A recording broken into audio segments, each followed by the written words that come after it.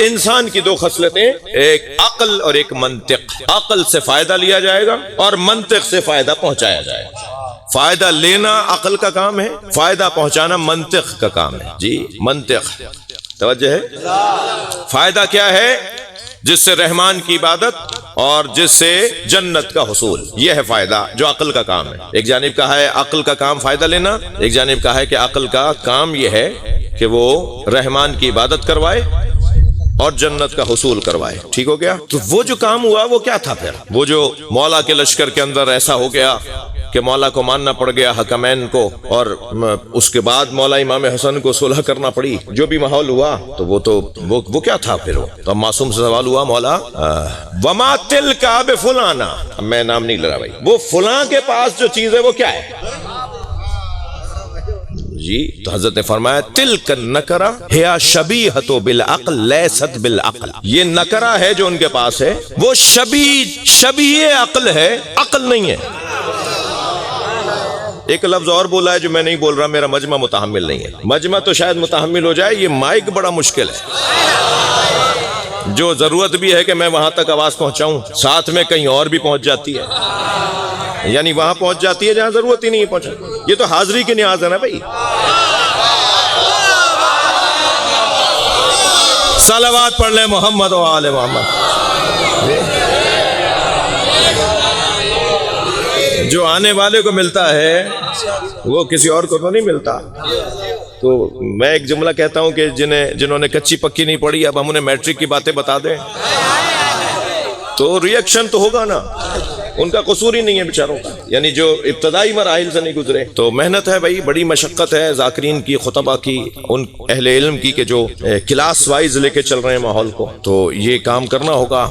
انشاءاللہ بات آگے بڑھے گی عقل کے اوپر۔ فما لکم کیف تحکمون، آیت کا آخری حصہ، کیا ہو گیا تمہیں، کیسے فیصلے کرتے ہو تم؟ جی اب وہ تمہارے درمیان کوئی سمجھدار نہیں ہے کیا؟ یہ اللہ پوچھ رہا ہے قرآن میں۔ سمجھدار ہو تو پھر فیصلے کیسے کر رہے ہو؟ اب عزیزو، عقل کا کام رحمان کی عبادت، جنت کا حصول، منطق کا کیا کام ہے اسے مجھے اجازت دیجئے کہ کل بات کریں۔ عقل اگر ہمیں اللہ کی بندگی تک نہیں لے کر آ رہی تو سمجھیں کہ یہ عقل نہیں ہے، یہ شبیہۃ بالعقل، یہ عقل کے مشابہ کوئی چیز ہوگی لیکن عقل نہیں ہے۔ میں نے پہلی مجلس میں عقل کی 4 قسمیں آپ کے سامنے بیان کیا کہ عقل کی 4 قسمیں ہیں۔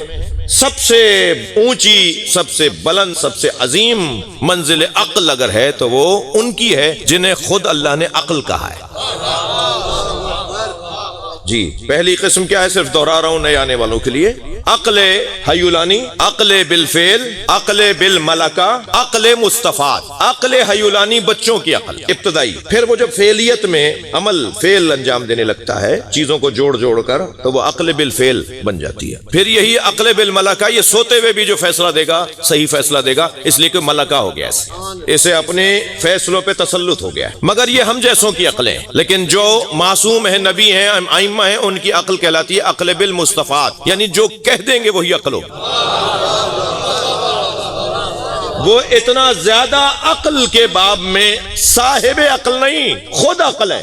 لہذا حدیث کہے گی اول ما خلق اللہ العقل، اللہ نے سب سے پہلے، نبی فرما رہے ہیں اللہ نے سب سے پہلے عقل کو خلق کیا۔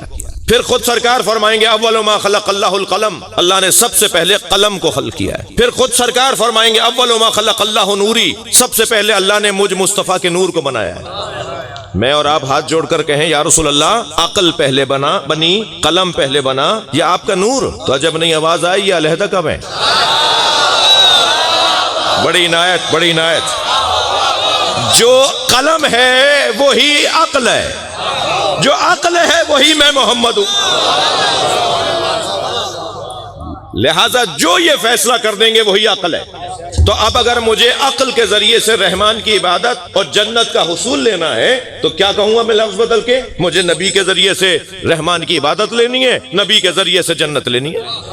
یعنی دوسرے لفظوں میں ہم یہ کہیں گے نا کہ نبی ہمیں جنت تک پہنچائیں گے، نبی ہمیں رحمان کی عبادت تک پہنچائیں گے۔ لہٰذا میری اور آپ کی بھی کوئی حیثیت ہے، یقیناً ہے، مگر انہوں نے تو فرشتوں کو بتایا ہے کہ عبادت رحمان کیسے ہوتی ہے۔ جی میرے مولا علی اپنے سینے پہ ہاتھ رکھ کر فرماتے ہیں لولا نحنو ما عبد اللہ، ہم اہل بیت نہ ہوتے تو اللہ کی عبادت نہ ہوتی۔ ہم نے بتایا ہے کہ سجدہ کیا ہے، ہم نے بتایا ہے کہ قیام کسے کہتے ہیں، ان لوگوں نے بتایا ہے کہ اللہ کی عبادت کیسے ہوتی ہے۔ تھک تو نہیں رہے؟ سرکار کی خدمت میں جبریل تشریف فرمائے، سرکار نے سوال کیا، یا جبریل کم عمرک، تمہاری عمر کتنی ہے؟ جبریل نے کہا، یا رسول اللہ نجم یطلع من السماء بعد 70,000 سنہ، یا رسول اللہ 70,000 سال بعد ایک ستارہ نکلتا ہے، میں نے اسے 70,000 مرتبہ دیکھا ہے۔ جی سرکار نے فرمایا، آج دیکھو گے تو پہچان جاؤ گے؟ جبریل نے کہا، یا رسول اللہ میں نے 70,000 مرتبہ دیکھا ہے، ایک لمحے میں پہچانوں گا۔ سامنے سے علی آتے نظر آئے،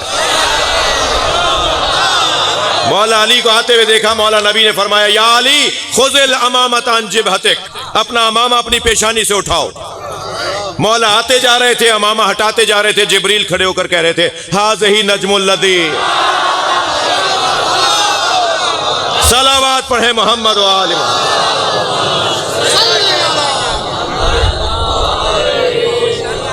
یہی رحمان کی عبادت کرواتے ہیں اور یہی جنت کا حصول کرواتے ہیں، یہی عقل ہے، عقل یہی ہے۔ عقل کی تعریف اور منطق کی تعریف ابھی اور کیفیتیں ابھی کچھ بیان ہونا رہتی ہیں۔